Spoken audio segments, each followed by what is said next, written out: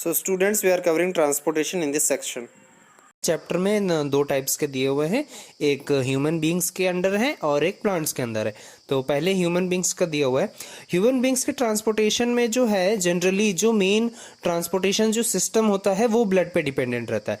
Blood ही जो है वो फूड को, ऑक्सीजन को और सारे वेस्ट मटेरियल्स को अपने अपने निर्धारित जगह से दूसरे जगह, मतलब जहां उसका पहुंचना चाहिए, वो ब्लड ही काम करता है ये। ओके, तो ब्लड के पास एक फ्लूइड रहती है। ओके, ब्लड हम लोग जानते हैं कनेक्टिव टिश्यू है, उसके पास एक फ्लूइड रहती है प्लाज्मा, जिसमें जो है सारे सेल्स जो है वो सस्पेंडेड रहते हैं। ओके, और जो प्लाज्मा है वही फूड को, कार्बन डाइऑक्साइड को और नाइट्रोजनस वेस्ट जितने भी हैं उनको वो ट्रांसपोर्ट करता है। ओके, ऑक्सीजन जो है वो रेड ब्लड सेल से कैरी होता है, मतलब रेड ब्लड कॉर्पसेल्स। ओके, उसके बाद कुछ सॉल्ट्स हैं वो भी ब्लड के द्वारा ही ट्रांसपोर्ट होती हैं। अब ये सारा कुछ तो रेडी है, अब कुछ अगर चाहिए तो वो एक पंपिंग ऑर्गन चाहिए जो इन सारी चीजों को पंप करे, मतलब ब्लड को पहुंचना होगा कहीं, वो खुद से तो जाएगा नहीं, एक प्रेशर चाहिए होगा, और वो प्रेशर कहाँ से होगा? हार्ट से होगा। तो नेक्स्ट पेज में हम लोग हार्ट को देख पाएंगे। ओके, हार्ट को पहले एक्सप्लेन कर लेते हैं, हार्ट के डायग्राम को। ओके, तो यहाँ आप देख पा रहे हैं वेना कवा फ्रॉम अपर बॉडी, मतलब अपर बॉडी मतलब जो हार्ट के ऊपर का जितना भी है, शोल्डर्स हैं, आर्म्स हैं, ब्रेन है। ओके, वहां से जो ब्लड आएगा वो अपर वेना कवा से आएगा। ओके, और नीचे वेना कवा from lower body. Okay, lower body मतलब हार्ट के नीचे जितना भी हिस्सा है, स्टमक हो गया, वेस्ट हो गया, लेग्स हो गए, ठीक है, ये सारा जो पोर्शन है वहां से ब्लड कौन लाएगा? वेना कवा ले आएगा। ओके, और उसके बाद ये जो दोनों हैं वो आके कहां डिपॉजिट करेंगे? राइट एट्रियम में डिपॉजिट करेंगे। ओके, राइट एट्रियम से फिर एक वाल्व होता है, वो ओपन होता है, तो ब्लड जो है वो राइट वेंट्रिकल में जाता है। राइट वेंट्रिकल के बाद ये पल्मोनरी आर्टरी के द्वारा लंग्स में चला जाएगा ब्लड। वहां जाके जो डीऑक्सीजनेटेड ब्लड है वो लंग्स, मतलब जो हम लोग रेस्पिरेशन में पढ़े हैं, जो लंग्स तक जो ब्लड पहुंच रही है एल्वियोली के पास। ओके, तो वहां से जो ब्लड है वो ऑक्सीजनेट होकर किस में आएगा? पल्मोनरी वेन्स में। नेक्स्ट यहाँ पे बगल में है रेड कलर का, पल्मोनरी वेन्स में। पल्मोनरी वेन्स में जब आएंगे तो वो लेफ्ट एट्रियम में आके डिपॉजिट होंगे। लेफ्ट एट्रियम जब फुल हो जाएगा तो लेफ्ट वेंट्रिकल में चले जाएंगे। लेफ्ट वेंट्रिकल से वो ऑर्टा के द्वारा पूरे बॉडी में फिर से फैल जाता है। ओके, तो ऐसे होता है सर्कुलेशन, और इसी के दौरान जो है फूड जो है वो अपने अपने निर्धारित जगहों पे चल जाता है, सारे सेल्स में पहुंच जाता है। तो स्टार्ट करते हैं। Our pump, the heart. The heart is a muscular organ which is as big as our fist because both oxygen and carbon dioxide have to be transported by the blood. The heart has different chambers to prevent oxygen rich blood from mixing with blood containing carbon dioxide. तो जैसा कि हम लोगों ने देखा, heart के पास अलग अलग चेम्बर्स हैं ताकि जो डीऑक्सीजनेटेड ब्लड है वो ऑक्सीजनेटेड ब्लड के साथ मिक्स ना हो। Okay, The lungs for carbon dioxide to be removed and the oxygenated blood from the lungs has to be brought back to the heart. Okay, तो अलग अलग वेन्स हैं, अलग अलग वेसल्स हैं जो डीऑक्सीनेटेड ब्लड को ब्लड तक लंग्स तक ले जाएंगे, लंग्स से ऑक्सीजनेट करके दूसरे जगह ले आएंगे। ओके, तो मतलब हार्ट जो है एक बहुत ही कह सकते हो अच्छा जगह है, मतलब ब्लड यहाँ पे मिक्स नहीं हो रहा है। जो डीऑक्सीनेटेड ब्लड है उसका जो स्टोरेज का जगह है वो अलग है, जो ऑक्सीजनेटेड ब्लड है उसका स्टोरेज का जगह अलग है। Okay, this oxygen rich blood is then pumped to the rest of the body, और यहां से जब लेफ्ट वेंट्रिकल में आ जाएगा वहां से वो पूरे बॉडी में पंप किया जाता है। We can follow this process step by step. Oxygen rich blood from the lungs come to the thin walled upper chamber of the heart of the left atrium. Okay, यहाँ पे जो मैंने पीछे explain किया था यही कि डीऑक्सीजनेटेड जो ब्लड है वो वेना कावा से पहले राइट एट्रियम में आएंगे, राइट एट्रियम के बाद वो लेफ्ट वेंट्रिकल में जाते हैं, वहां से वो पंप होता है लंग्स को जाने के लिए। लंग्स कैसे जाएंगे? पल्मोनरी आर्टरीज के द्वारा। ओके, ये आर्टरीज ऐसी आर्टरीज होती हैं जो डीऑक्सीजनेटेड ब्लड ले जाती हैं। ओके, सिर्फ ये एक्सेप्शन है, पल्मोनरी आर्टरीज जो हैं वो डीऑक्सीजनेटेड ब्लड ले जाती हैं, और बाकी की जितने भी आर्टरीज हैं वो सब ऑक्सीजनेटेड ब्लड ले जाती हैं। ओके, आर्टरी मतलब वो वेन होता है जो हार्ट से ब्लड को बाहर ले जाए। ओके, तो ये डीऑक्सीजनेटेड ब्लड को ले जा रहा है, इसलिए ये यहाँ पे एक्सेप्शन है। ओके, पल्मोनरी मीन्स लंग्स से रिलेटेड होता है, तो pulmonary artery comes from there. Okay, उसके बाद जो वेन, मतलब वेन क्या होता है? जो हार्ट में ब्लड को वापस ले आए, वो कौन सा वेन है? पल्मोनरी वेन, जो लंग्स से ले आता है लेफ्ट एट्रियम में। लेफ्ट एट्रियम में आने के बाद लेफ्ट वेंट्रिकल में आती है ब्लड, उसके बाद ऑर्टा के द्वारा पूरे बॉडी में ब्लड जो है वो फैल जाता है। ओके, अब नीचे देखो, नीचे का सेक्शन ये है, oxygen enters the blood in the lungs. तो इसमें ज्यादा कुछ बताया नहीं है, डायग्राम को समझ लेते हैं तो उससे ही क्लियर हो जाएगा कि हम लोग देख पा रहे हैं डायग्राम में है कि एक साइड जो है वो पूरा ब्लू है, एक साइड जो है वो पूरा रेड है। रेड वाला पार्ट ऑक्सीजनेटेड ब्लड को डिनोट करता है, मतलब जो जिसमें ऑक्सीजन है, जो लंग्स से ऑक्सीजन लेकर आया है। ओके, और वो कहां पे, ऑर्गन के पास पहुंच के वो ब्लू हो जा रहा है। ओके, तो एक साइड जो है वो पूरा ऑक्सीजनेटेड है और दूसरा साइड जो है वो डीऑक्सीजनेटेड है। इसका यही मतलब है कि ब्लड जो है वो ह्यूमन बॉडी में मिक्स नहीं होता है। कुछ ऐसे एम्फीबियंस हैं जिनके पास 3 चेम्बर्ड हार्ट होती है। ओके, जो ऑक्सीजनेटेड ब्लड और डीऑक्सीजनेटेड का कुछ मिक्सचर, मतलब थोड़ा बहुत ही मिक्सचर वो लोग टॉलरेट कर सकते हैं, मतलब अगर थोड़ा सा मिक्स हो जाएगा उनकी बॉडी में तो कुछ खतरा ज्यादा नहीं है। ओके, लेकिन ह्यूमन बीइंग में जो है, जो वर्टिब्रेट्स हैं, मतलब जितने भी वर्टिब्रेट्स, मतलब जिनके पास स्पाइनल कॉर्ड है, वो जब ऑक्सीजन या रेस्पिरेशन करते हैं, ऑक्सीजन का जब यूज करते हैं, तो उनका ऑक्सीजनेटेड ब्लड और डीऑक्सीजनेटेड ब्लड एकदम डिफरेंट होता है। दोनों का जो वे है, जो पाथ है, वो कभी मिक्स नहीं होगा। ओके, अगर मिक्स होता है तो यू विल फेस प्रॉब्लम्स और शायद डेथ भी हो सकती है। ओके, तो यही है इसमें लिखा हुआ। और एक यहाँ पे डबल सर्कुलेशन का भी दिया हुआ है। डबल सर्कुलेशन का मतलब ये है कि जो ब्लड है वो हार्ट में 2 बार जाएगा। एक जो है, जैसा मैंने पहले बताया पिछले वाले में, कि वेना कवा जो है वहां वो जो ब्लड में लाता है हार्ट में, वो एक बार हो गया, वो फिर जा रहा है लंग्स में, लंग्स से जब वापस आएगा फिर वो बॉडी में जाता है। तो हार्ट के पास 2 बार ब्लड रिसीव हो रही है, तो इसीलिए इसको डबल सर्कुलेशन कहा जाता है। ओके, अब नेक्स्ट पेज में ट्यूब्स के बारे में दिया है। ट्यूब्स मतलब जो ब्लड वेसल्स होती हैं। ओके, 2 होती हैं, आर्टरीज एंड वेन्स, और जो सबसे छोटी छोटी होती हैं, जो ऑर्गन्स और एक एक सेल तक जो पहुंचाती हैं, वो होती हैं कैपिलरीज। ओके, तो देख लेते हैं इसे भी। Arteries are the vessels which carry blood away from the heart to various organs of the body. Since the blood emerges from the heart under high pressure, the arteries have thick elastic walls.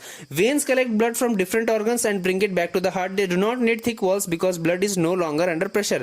Instead, they have valves that ensure that flows only in one direction. Okay, तो arteries का बताया जा रहा है कि arteries वो vessels होती हैं जो हार्ट से ब्लड को बाहर ले जाती हैं, जैसा कि मैंने पहले भी बताया है। ओके, और जो उनकी जो वॉल्स हैं, मतलब आर्टरी जो ट्यूब है उसकी जो वॉल्स हैं वो बहुत ही इलास्टिक होती हैं, क्योंकि उन्हें हार्ट का प्रेशर झेलना होता है और उसी के दम पे ब्लड जो है वो आगे फ्लो करता है। ओके, और वेन्स जो हैं वो उन्हें सिर्फ ब्लड कलेक्ट करना होता है, तो वो उनके वॉल्स कुछ खास मजबूत या इलास्टिक नहीं होते हैं, क्योंकि उनके अंडर प्रेशर नहीं है। हाँ, लेकिन उनके पास वाल्व्स होती हैं। वाल्व्स क्या होती हैं? वो ऑपोजिट डायरेक्शन में होती हैं, ताकि ब्लड जब वापस खींचा जा रहा है, ओके, तो वो फिर से बाहर ना आए। ओके, मतलब वो फिर से वापस ना गिर जाए। अंडरस्टूड? नेक्स्ट ये पैराग्राफ में दिया है, ऑन रीचिंग एन ऑर्गन और tissue the artery divides into smaller and smaller vessels to bring blood in contact with all the individual sales.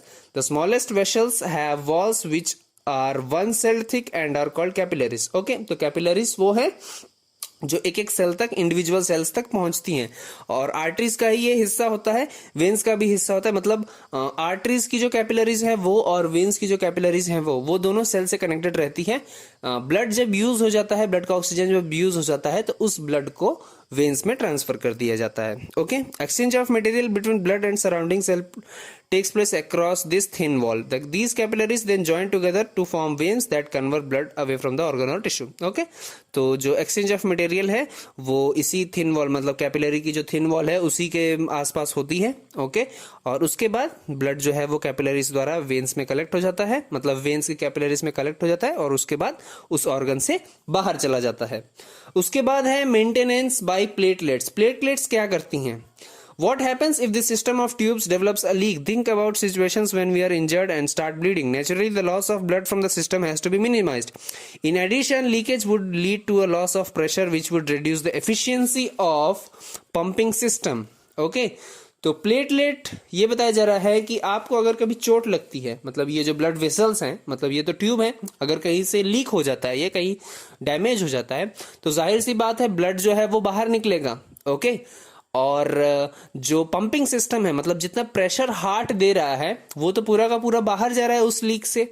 Okay, उस वक्त क्या होगा? उस वक्त प्लेटलेट क्या करता है कि जहाँ पे क्रैक आया है, मतलब जहाँ पे डैमेज हुआ है वो वेसल, वहाँ पे जाके वो एक क्लॉट बना देता है ब्लड का। ओके, मतलब ब्लड जो है वही एक क्लॉट मतलब सॉलिड स्ट्रक्चर बन जाता है, और उसके बाद वो पाइप जो है वो सील हो जाती है, तो अगेन जो फ्लो है वो कंटिन्यू रहता है। ओके, इसके बाद लिम्फ दिया हुआ है, लिम्फ को भी देख लो।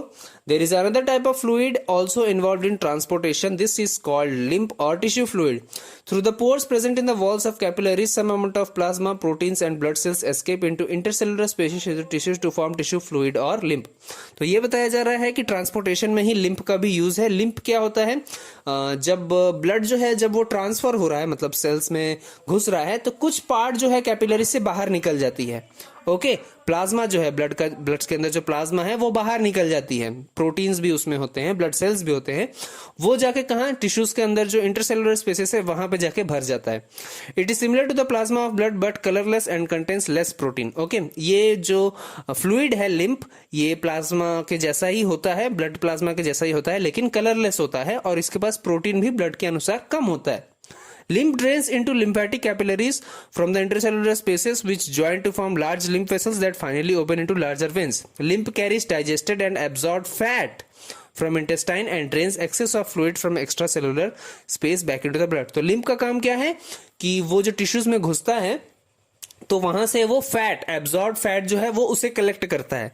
ओके, और उसके बाद वो ले इंटेस्टाइन से ले जाके वो बाहर ड्रेन कर देता है। ओके, लिम्फ के भी कैपिलरीज हैं। ओके, लिम्फ जब टिश्यू में गया है तो वो कैपिलरीज के द्वारा गया है, और जब कलेक्ट होगा तो वहां भी कैपिलरीज से। लिम्फ जो टिश्यू से कैरी करता है, जो कलेक्ट करता है, वो जाके आगे वेन्स में डिपॉजिट कर देता है, और वो जो वेन्स है वो बाहर जाके फिर से उसे डिपॉजिट कर देती हैं। ये था transportation in human beings. Okay, इसके बाद ट्रांसपोर्टेशन इन प्लांट्स हैं। ओके, ये थोड़ा सा लंबा सेक्शन है, इसे भी जल्दी जल्दी कंप्लीट करना होगा। ट्रांसपोर्टेशन ऑफ प्लांट्स में यही है कि जो फूड प्लांट बनाती है या जो वाटर जो एब्जॉर्ब होता है वो कैसे कैसे प्लांट के हर एक सेल तक पहुंचता है। जैसे हम लोग में था कि डाइजेशन होने के बाद फूड तो रेडी है, अब वो ट्रांसपोर्ट कैसे हो रहा है ये तो हम लोग ट्रांसपोर्टेशन में पढ़ लिए। ओके, अब सेम चीज प्लांट्स में भी होना है, तो वो कैसे होगा। ओके, तो वही देखना है। तो ट्रांसपोर्ट ऑफ वाटर से स्टार्ट करते हैं। जाइलम जो है, ओके, यही ट्रांसपोर्ट करता है। ओके, देख लेते हैं। In xylem tissue vessels and tracheids of root stems and leaves are interconnected to form a continuous system of water conducting channels reaching all parts of the plant. At the roots, cells in contact with the soil actively takes up ions. This creates a difference in the concentration of these ions between root and the soil. इसका मतलब ये है कि xylem vessels जो हैं वो root के tip से लेके लीफ के टिप तक पूरे फैले हुए हैं, पूरे डिस्ट्रीब्यूट हुए हैं, और वाटर का जो कंटिन्यूअस सिस्टम इनके बीच में, मतलब जो वाटर का चेन है रूट से लेके लीफ के टिप तक, वो पूरा लगातार है, मतलब कहीं भी वाटर का कनेक्शन ब्रेक नहीं हुआ है, एक चेन बनी हुई है पूरी। ओके, तो इसके वजह से क्या होता है, जब सॉइल के पास आयंस आते हैं एंटर करने के लिए, रूट से जब आयंस एंटर करेंगे, सॉइल के मिनरल्स जो हैं वो रूट में अंदर घुसने की कोशिश करेंगे, तब एक लो कंसंट्रेशन बिल्ड होगा रूट के अंदर, और उसी वक्त जो है वाटर एब्जॉर्ब होता है रूट्स के पास। ओके, और धीरे धीरे जैसे मिनरल्स डिस्ट्रीब्यूट होते हैं हर एक पार्ट में, तो साथ साथ उसके वाटर भी जाता है। तो इस तरीके से होता है रूट से वाटर का एब्जॉर्प्शन। ओके, अब ये बताया जा रहा है यहां पे कि हायर जो प्लांट्स है, मतलब जो बड़े बड़े प्लांट्स हैं, उनमें ये जो प्रोसेस है वो ज्यादा हाइट तक एप्लीकेबल नहीं होता, मतलब कुछ हाइट तक तो ठीक है, लेकिन जो ऊपरी पार्ट है प्लांट का, वहां पे ऐसे वाटर नहीं पहुंचता है। तो उसके लिए क्या जरूरत है, उसके लिए नीचे दिया है, provided that the plant has an adequate supply of water, the water which is lost to the stomata is replaced by the water from the xylem vessels in the leaf. In fact, evaporation of water molecules from the cells of a leaf creates a suction which pulls the water from the xylem cells of the roots. The loss of water in the form of vapour from the aerial parts of the plant is known as transpiration. Okay, तो transpiration जो है, transpiration pull कहते हैं इस force को। क्या होता है कि लीव्स के पास जो वाटर है वो स्टोमाटा के थ्रू वाटर वेपर बन के बाहर निकल जाता है। अब यहां पे एक एम्प्टी स्पेस है, तो जो पीछे वाला वाटर मॉलिक्यूल है वो इस एम्प्टी स्पेस को फिल करता है। ऐसे ऐसे करके एक एक वाटर मॉलिक्यूल आगे बढ़ते हैं, और इसी वजह से यहां पे रूट्स के पास एक प्रेशर बिल्ड होता है जो सॉइल से वाटर को एब्जॉर्ब कर लेता है। ओके, तो ट्रांसपिरेशन जो है वही एकमात्र तरीका है, पूरा तरीका है जहां से जो रूट है वो सॉइल को एब्जॉर्ब करता है। हम लोग भी सुने होंगे कि जब धूप रहता है तब पानी देना चाहिए प्लांट्स को, क्योंकि ट्रांसपिरेशन वो करेगा तो वाटर मॉलिक्यूल्स बाहर निकलेंगे, वाटर मॉलिक्यूल्स बाहर निकलेंगे तो उसे और वाटर की जरूरत है, तो वो सॉइल से एब्जॉर्ब कर लेता है वाटर को। ओके, अब नीचे दिया है transpiration of food and other substances, इसे भी देख लेते हैं। So far we have discussed the transport of water and minerals in plants. Now let us consider how the products of metabolic processes, particularly photosynthesis, are moved from leaves where they are formed to other parts of the plant. This transport of soluble products of photosynthesis is called translocation and it occurs in the part of vascular tissue known as phloem. तो transportation मतलब transportation of जो photosynthesis का product है, मतलब glucose जो बनता है, वो कैसे ट्रांसपोर्ट होता है? ट्रांसलोकेशन एक प्रोसेस का नाम है, उसके थ्रू होता है। और इसे कौन करता है? फ्लोएम करता है। वाटर क्या है? जाइलम क्या है? वाटर को ट्रांसपोर्ट करता है। फ्लोएम जो है वो फूड को ट्रांसफर करता है। Besides the product of photosynthesis, the phloem transports amino acids and other substances. These substances are specially derived to the storage organs of roots, fruits and seeds and to growing organs. Okay, तो photosynthesis के product के अलावा भी amino acids और दूसरे जो substances हैं उन्हें भी ट्रांसपोर्ट फ्लोएम ही करता है। ओके, रूट्स के पास फूड जाना, मतलब जो ऐसे प्लांट्स हैं जिनका फूड जो है रूट में स्टोर होता है, जैसे पोटैटो हो गया। ओके, मतलब जो भी फ्रूट है, वेजिटेबल है, जो भी वो जो कलेक्ट होता है उसमें वो एक फूड का मात्रा है, तो वो कौन कलेक्ट करवाता है? फ्लोएम करवाता है। Okay, unlike transport in xylem, which can be largely explained by simple physical forces, the translocation in phloem is achieved by utilizing energy. तो फ्लोएम को जब ट्रांसपोर्ट करना होगा तो उसे एनर्जी की जरूरत पड़ेगी। Material like sucrose is transferred into phloem tissue using the energy from ATP. तो एटीपी जो बनता है, हम लोग ट्रांसपोर्टेशन में पढ़े हैं, रेस्पिरेशन में भी पढ़े हैं, एटीपी जो है वो वहां से एनर्जी यूज करके सारी चीजों को ट्रांसफर करता है उनके निर्धारित जगहों पे। This increases the osmotic pressure of the tissue, causing water to move into it. This pressure moves the material in the phloem to tissues which have less pressure. This allows the phloem to move material according to the plant's need. For example, in the spring, sugar stored in root or stem tissue would be transported to the buds which need energy to grow. तो ये ऐसे होता है कि जहां पे water की concentration कम है, ओके, वाटर कंसंट्रेशन मतलब वो बॉडी का पार्ट जो है, प्लांट का बॉडी का पार्ट जो है वो ग्रो कर रहा है। ओके, तो वहां पे वाटर ज्यादा लगेगा तो वाटर वहां पे एब्जॉर्ब होगा, तो फ्लोएम भी पीछे जाइलम के पीछे फ्लोएम भी लगा हुआ है। तो ठीक उसे पता है कि यहाँ पे वाटर की ज्यादा जरूरत है, तो फूड की भी ज्यादा जरूरत होगी, तो फ्लोएम जो है पीछे फूड को वहां पे भेज देता है। ओके, यहाँ पे एक एग्जांपल भी दिया है कि स्प्रिंग के मौसम में जो फूड है वो ग्रोइंग पार्ट्स पे, मतलब लीफ टिप्स पे चाहिए, बड्स के पास चाहिए, तो वैसे ही फ्लोएम जो है जहां वाटर ज्यादा पहुंच रहा है वहां फ्लोएम भी पीछे अपने फूड को ज्यादा पहुंचा देता है। नेक्स्ट जो पार्ट है वो एक्सक्रीशन है। ओके, न्यूट्रिशन पढ़ लिया, रेस्पिरेशन पढ़ लिया, ट्रांसपोर्टेशन भी पढ़ लिया, बचता क्या है? एक्सक्रीशन, मतलब वेस्ट प्रोडक्ट का बाहर निकलना। वो कैसे हो रहा है हम लोग देख लेते हैं। We have already discussed how organisms get rid of gaseous wastage generated during photosynthesis और respiration. Other metabolic activities generate nitrogenous materials which need to be removed.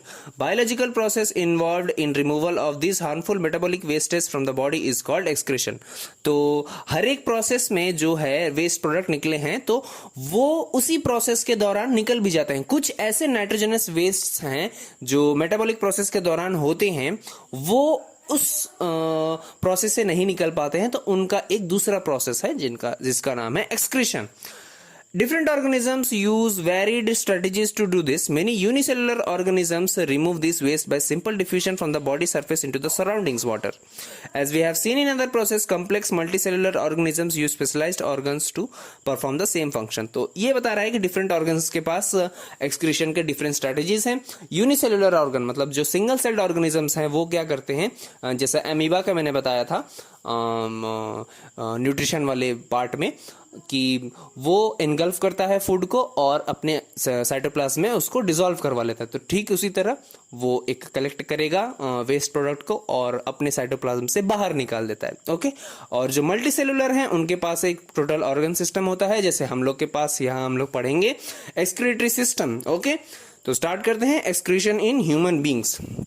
तो सबसे पहले यहाँ पे देख पा रहे हो आप, दो किडनीज हैं बीन शेप्ड की, लेफ्ट और राइट। उसके बाद ऑर्टा यहाँ पे दिखाया गया है, मतलब जो ऑक्सीजनेटेड ब्लड ले आएगा। ओके, उसके बाद दिया है नीचे वेना कावा, जो ब्लड को ले जाएगा। ओके, और उसके बाद एक्सक्रीटरी सिस्टम में जाते हैं, तो किडनी के बाद आता है यूरेटर, मतलब जो ट्यूब है। उसके बाद यूरिनरी ब्लैडर, उसके बाद urethra. Okay, left renal artery भी यहाँ दी हुई है, राइट वेनल आर्टरी नहीं दी हुई है। ओके, तो इसे भी पढ़ लेते हैं, स्टार्ट करते हैं इसे। The excretory system of human beings includes a pair of kidneys, a pair of ureters, and a urinary bladder and a urethra. Kidneys are located in the abdomen, one on either side of the backbone. Urine produced in kidneys passes through the ureters into urinary bladder, where it is stored until it is released to the urethra. तो human excretory system में एक pair है kidneys के, एक pair है यूरेटस के, एक urinary bladder है और एक यूरेथ्रा है। किडनी जो है वो बैकबोन के दोनों साइड में लोकेट होती है, और किडनी का काम है यूरिन को बाहर पास करना, जो किडनी से कलेक्ट होकर यूरिनरी ब्लैडर में स्टोर होता है। यूरिनरी ब्लैडर में स्टोर होने के बाद यूरेथ्रा से बाहर निकल जाता है। अब सवाल होता है कि यूरिन कैसे प्रोड्यूस्ड होता है, how is urine produced. The purpose of making urine is to filter out waste products from the blood, just as CO2 is removed from blood into lungs. Okay, तो जैसे CO2 जो है lungs में अलग होता है ब्लड से, ठीक उसी तरह वेस्ट प्रोडक्ट भी जो निकलता है ब्लड में से वो यूरिन होता है। Nitrogenous waste such as urea और uric acid are removed from blood in the kidneys. Okay, तो यूरिया और यूरिक एसिड जो है वही किडनी में अलग होता है ब्लड से। It is then no surprise that the basic filtration unit in the kidneys like in lungs is a cluster of very thin blood capillaries. Okay, तो यहां भी जैसे लंग्स में हुआ था, कैपिलरीज का एक एल्वियोली था वहां पे लंग्स में, तो यहां भी एक क्लस्टर है कैपिलरीज का, जिसे हम लोग देखो क्या कहते हैं। Each capillary cluster in the kidney is associated with a cup-shaped end of a coiled tube called Bowman's capsule that collects the filtrate. तो यहाँ जो यूनिट है जो अलग करता है वो Bowman's capsule है। Each kidney has a large number of these filtration units called nephrons packed close together. तो नेफ्रॉन का स्ट्रक्चर बगल में ही है, वो देख लेते हैं। बोमैन्स कैप्सूल आप देख पा रहे हैं, ब्रांच ऑफ रेनल आर्टरी, मतलब रेनल आर्टरी मतलब रेनल मीन्स किडनी से रिलेटेड, वो आर्टरी जो है वो यहाँ आ रही है। उसके बाद बोमैन्स कैप्सूल में वो ब्लड को कलेक्ट करते हैं, और ट्यूबुलर पार्ट ऑफ नेफ्रॉन यहाँ पे आप देख पा रहे हैं, वहां पे जाके फिल्ट्रेट होता है। फिल्ट्रेट होने के बाद यहाँ नीचे आप देख पा रहे हैं जो कैपिलरीज वहां पे हैं, वहां पे जो है ब्लड है वो एक्सचेंज होता है, मतलब जो एब्जॉर्प्शन है वो यहाँ पे हो रहा है। उसके बाद कलेक्टिंग डक्ट में जाके वो जमा हो जाता है। ओके, नेक्स्ट देखते हैं क्या लिखा है। Each kidney has a large number of this filtration unit called nephrons plastic. Some substances in the initial filtrate such as glucose, amino acid, salts and major amount of water are selectively reabsorbed as the urine flows along the tube. Okay, तो जब बोमेंस capsule absorb करता है तो ये सारा कुछ absorb कर लेता है। ओके, और ये शायद अपने एनर्जी के लिए करता हो या जो भी करता हो, और जब कैपिलरीज में भेजता है तो ये सारा कुछ फिर से वो दे देता है। ओके, मतलब जब वो एब्जॉर्ब कर रहा है यूरिक एसिड और यूरिया अलग करने के लिए, तो वो अपने साथ साथ ग्लूकोज, अमीनो एसिड, सॉल्ट्स को भी ले रहा है, लेकिन यूरिया और यूरिक एसिड निकालने के बाद इन सारी चीजों को ब्लड में वापस दे रहा है। The amount of water reabsorbed depends on how much excess of water there is in the body, and now on how much of dissolved water is there to be excreted. तो water जो absorb होता है blood में से, वो इस चीज पे डिपेंड करता है कि आपके बॉडी में कितना वाटर बचा हुआ है। अगर आपके बॉडी में कम वाटर है तो वो चाहेगा, नेफ्रॉन चाहेगा कि ज्यादा से ज्यादा वाटर हम बॉडी में रिलीज कर दें और कम से कम अपने पास रखें। Okay, The urine forming in each kidney eventually enters a long tube, the ureter, which connects the kidneys with the urinary bladder. Okay? तो जो कलेक्ट होता है, कलेक्टिंग डक्ट, वो यूरेटर के पास जाके यूरिनरी ब्लैडर में डिपॉजिट हो जाता है। Urine is stored in the urinary bladder until the pressure of the expanded bladder leads to the urge to pass it out through the urethra. Okay? Urine जो collect होते होते जब pressure हो जाता है तब उसके बाद वो यूरेथ्रा से बाहर आएगा। The bladder is muscular, so it is under nervous control as we have discussed elsewhere. As a result we can usually control the urge to urinate. Okay, तो जो ब्लैडर है वो मस्कुलर है, तो उसे हम लोग कंट्रोल कर सकते हैं। ओके, तो यही था आपका excretion in human beings. Next page में एक्सक्रीशन इन प्लांट्स दिया हुआ है, तो वो भी देख लेते हैं, बहुत छोटा सा ही है। Plants use completely different strategies for excretion than those of animals. Okay तो प्लांट्स का जो एक्सक्रीटरी सिस्टम है वो कॉम्प्लिकेटेड नहीं है, बहुत ही अलग है, बहुत ही छोटा सा है. Oxygen itself can be thought as a waste product generated during photo. Okay तो ऑक्सीजन जो है वो एक वेस्ट प्रोडक्ट होता है प्लांट्स के लिए during photosynthesis. We have discussed earlier how plants deal with oxygen as well as CO2. They can get rid of excess water by transpiration. For other ways, plants use the fact that many of their tissues consist of dead cells and that they can even lose some parts of such as leaves. Okay? तो plants जो हैं वो excess water को भी एक waste product मानती हैं, तो वो ट्रांसपिरेशन के थ्रू रिलीज हो जाता है. जो एक्सेस लीव्स हैं, ओके प्लांट को अब आगे बढ़ना है तो वो नीचे के जो लीव्स हैं या फिर ऐसा कोई लीव्स जिसकी उसे जरूरत नहीं है वो भी वहां पे अपना जो ट्रांसपोर्टेशन ऑफ वाटर और फ्लोएम जो था वो बंद करके वो लीव्स को डेड कर देंगी और वो प्लांट से अलग हो जाएंगे, तो वो भी एक वेस्ट प्रोडक्ट ही होता है. Many plant waste products are stored in cellular vacuoles. Waste products may be stored in leaves that fall off. Okay? तो वेस्ट प्रोडक्ट्स जो हैं वो वैक्यूल्स में भी स्टोर हो सकते हैं और उन लीव्स को मतलब जिस वैक्यूल्स में वेस्ट प्रोडक्ट सेव हैं वहां पे तो वो क्या करती हैं कि उस लीव को वो लोग कह सकते हो ड्राई करवा देते हैं, बिना वाटर के रखते हैं कुछ दिन, वो ड्राई हो जाएगा तो प्लांट से टूट के अलग हो जाता है. Other waste products are stored as resins and gums, especially in old xylem. Resins and gums मतलब एक गोंद जैसी आप लोग देखे होंगे नीम के पेड़ में या किसी के भी पेड़ में निकलता है, तो वो भी एक एक्सक्रीशन का ही पार्ट होता है. Plants also excrete some waste substances into the soil around them. Plants कुछ वेस्ट प्रोडक्ट्स अपने सॉइल के आसपास मतलब जहां उनका रूट्स है वहां भी वो लोग एक्सक्रीट करते हैं. तो this was your chapter. Okay